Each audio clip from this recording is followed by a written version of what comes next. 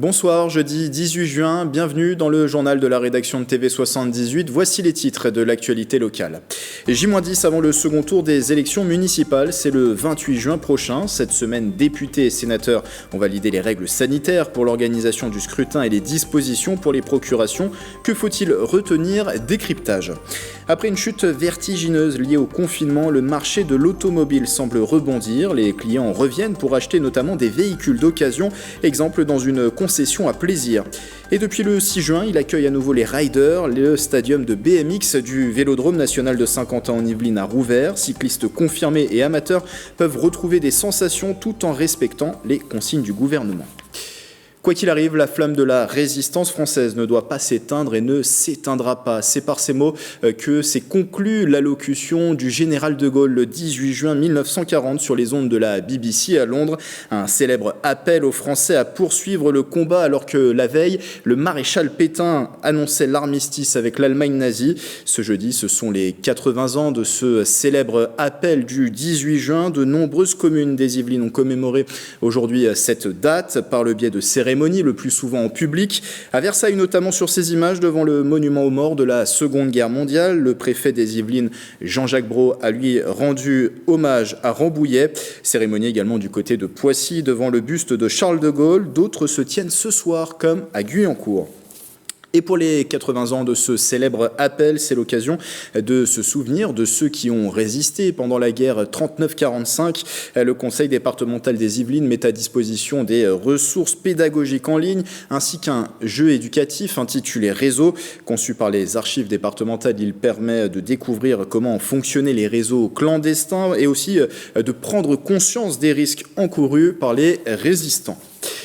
Dans l'actualité aussi, le second tour des élections municipales, c'est le 28 juin prochain. À moins de 2 semaines du scrutin, députés et sénateurs ont validé un projet de loi visant à sécuriser l'organisation de ce second tour. Dans quelles conditions va se dérouler le vote?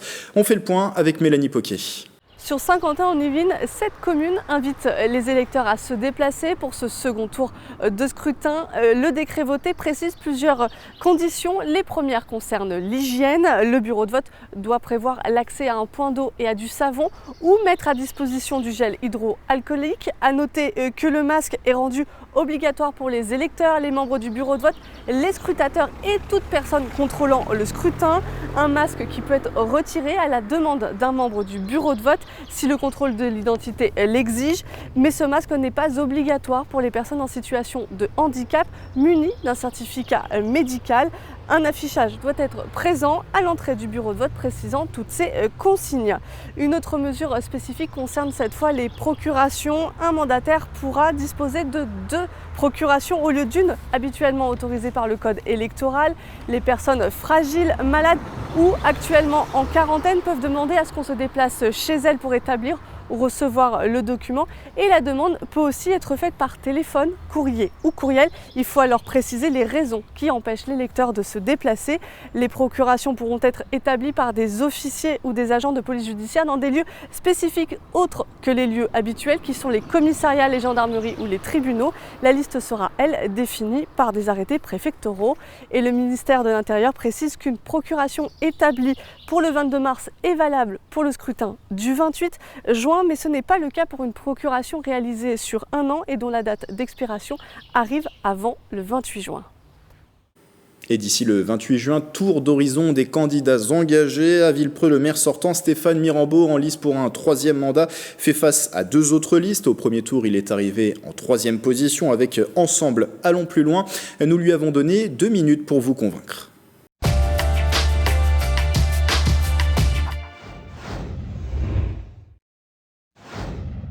Je retrouve la force de l'équipe qui m'avait accompagné en 2008. Ceux qui sont à mes côtés ne sont pas des politiques et ne veulent surtout pas l'être. Ils ne cherchent pas à être députés dans 2 ans, secrétaire d'État dans 7 ou conseillère départementale l'année prochaine. Ils aiment leur ville et veulent tout simplement s'investir à cause de cela. Ils n'ont pas d'ambition personnelle au-delà de la réussite de leur mandat et de celle de la commune. La force de ma liste également, c'est également mon expérience de 12 années de gestion à la tête de la ville de Villepreux.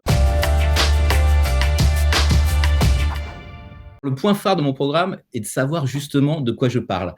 Un programme ne doit pas être une suite de propositions toutes plus belles les unes que les autres. Un programme, ça doit expliquer d'où l'on vient, où on souhaite aller, pourquoi et comment on le fera. Toutes les initiatives de notre programme sont construites de la même façon. Elles se basent sur l'histoire de Villepreux, sur les projets déjà menés, sur ses perspectives, mais également en prenant en compte les difficultés budgétaires déjà présentes et celles que nous allons vivre dans les prochains mois. Nous avons bien conscience que notre programme, par rapport à d'autres, fait peut-être moins rêver, et on sait très bien que le rêve a toujours été au cœur de nombreux de mes discours, mais la période qui s'ouvre devant nous nécessite très clairement de mettre comme priorité la réalité. Dès mon arrivée, je gèlerai l'ensemble des projets majeurs d'investissement et en parallèle, à l'instar de ce que vous connaissez, le Codeski au niveau de Saint-Quentin-en-Yvelines, nous créerons le Codovi, le comité de développement de Villepreux. Il sera composé des forces vives de la commune et aura une responsabilité extrêmement importante, celle de définir la feuille de route pour les prochaines années. À Guyancourt, ils sont également 3 à prétendre au poste de maire, dont Grégory Pape, qui a également 2 minutes pour vous convaincre. La tête de liste de Nouvel Élan à Guyancourt a totalisé 18,82% des suffrages le 15 mars dernier, se plaçant en 3e position.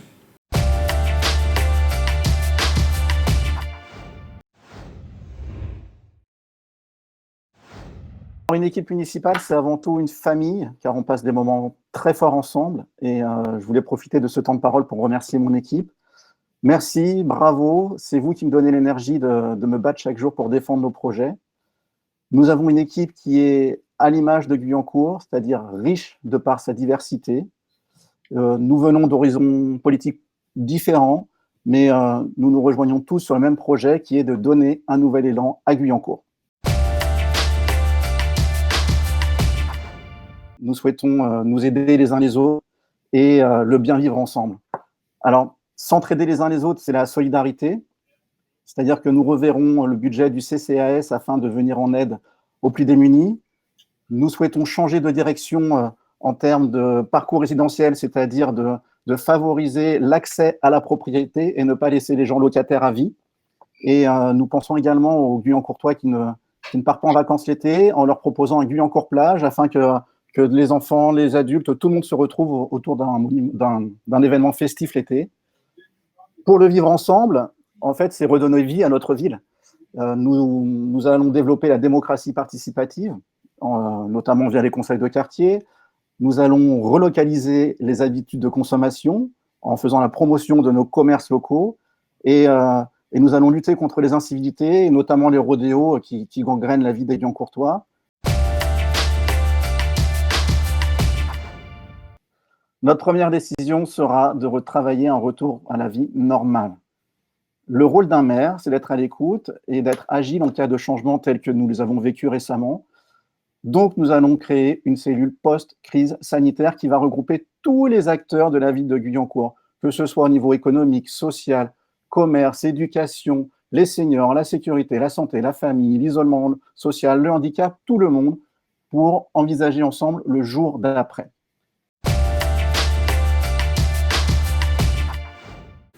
Enfin, un plaisir triangulaire aussi. Parmi les candidats, l'ex-adjoint aux finances Patrick Ginter, arrivé 2e le 15 mars dernier. Présentation également en 2 minutes.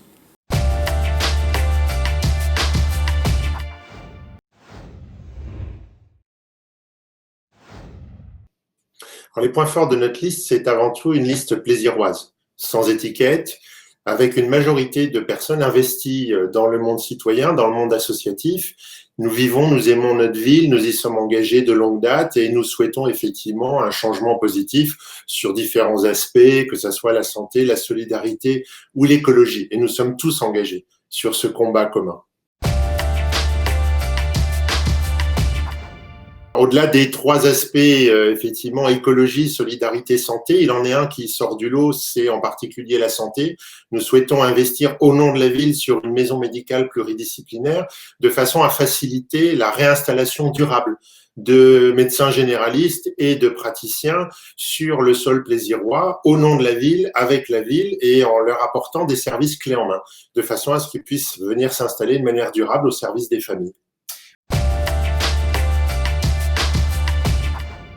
La première décision, c'est surtout d'aller au contact des agents, au contact des associations, au contact des différents partenaires de la ville pour ensemble bâtir un meilleur dialogue de confiance, aller au contact des quartiers aussi pour mettre en place rapidement les conseils de quartier et œuvrer, décider ensemble à ce que va devenir l'avenir de notre ville en matière d'écologie, de pistes cyclables, en matière de transition énergétique, de santé et surtout de solidarité envers nos jeunes et nos seniors.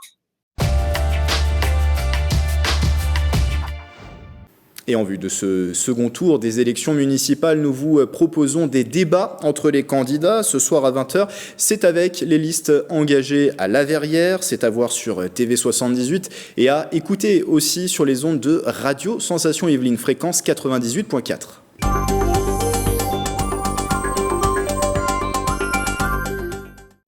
C'était une condition au bon déroulement du déconfinement, intensifier les tests au coronavirus. Aujourd'hui, l'ARS et la ville de Plaisir organisaient une journée de dépistage au Palais des Sports Pierre de Coubertin. 2 sessions étaient proposées aux professionnels de santé, médicaux comme paramédicaux. 200 tests en tout ont été réservés pour cette action. Environ 130 personnes étaient attendues sur place. Les propos recueillis par Nicolas Dandry. Toute personne peut venir se faire tester avec un résultat au bout de 10 minutes. Donc le principe est simple, c'est une petite piqûre au bout du doigt. On met ensuite un réactif et ce réactif nous dit s'il y a une immunité. Donc c'est un test Covid, il n'y a pas de fiabilité à 100%, il n'y a aucun test qui ne sera fiable à 100%. Et ensuite on pourra savoir s'il y a une immunité récente ou ancienne. Le virus qui est de nouveau en légère augmentation dans les Yvelines. Au dernier chiffre publié hier par l'ARS, 461 patients étaient hospitalisés sur le territoire, soit 2 en plus en 24 heures. 25 étaient encore en réanimation. Entre mardi et mercredi, un décès supplémentaire a été recensé à l'hôpital, portant le nombre total de victimes à 511. Depuis le début de la crise sanitaire, 2037 personnes ont été guéries de la Covid-19 après un passage à l'hôpital. Le coronavirus qui a entraîné, vous le savez, le confinement et puis le déconfinement qui s'est enclenché depuis le 11 mai avec parfois des retours à l'école ou au travail, entre jours de classe en présentiel, à la maison, télétravail, difficile de s'organiser pour les familles. Marie-Lénia Pichino a justement rencontré une famille de Saint-Germain-de-Lagrange pour qui c'est souvent la course en ce moment. Regardez.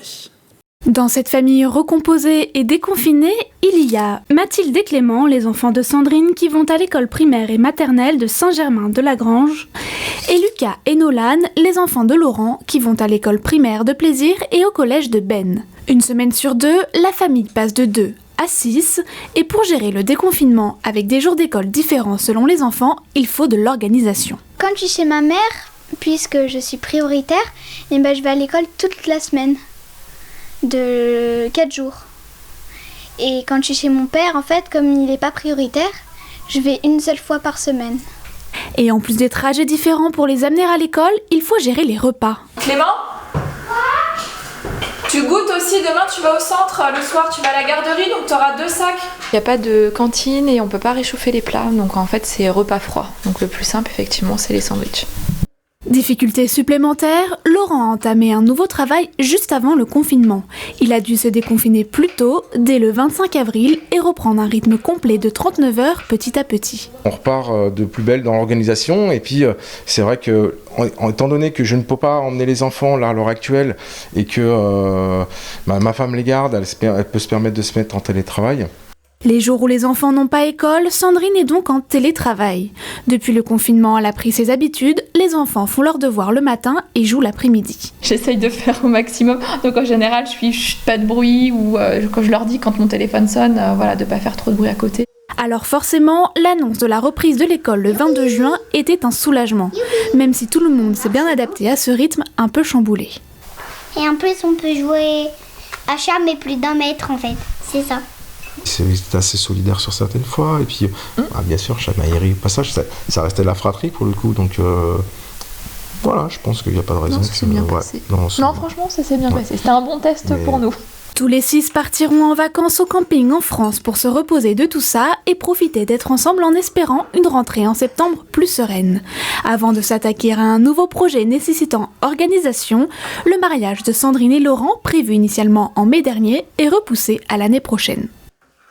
Un mot d'économie avec ce chiffre édifiant. Au mois d'avril, le nombre de véhicules vendus a chuté de 88% en France. Mais depuis, le marché semble rebondir. Les établissements ont rouvert et les clients reviennent peu à peu pour acheter des véhicules d'occasion, notamment.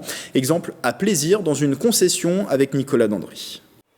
Un véritable rebond d'activité dans cette concession automobile, des appels, des contacts par Internet. L'activité a repris le 11 mai dans cet établissement fermé pendant le confinement. Les clients sont vite revenus.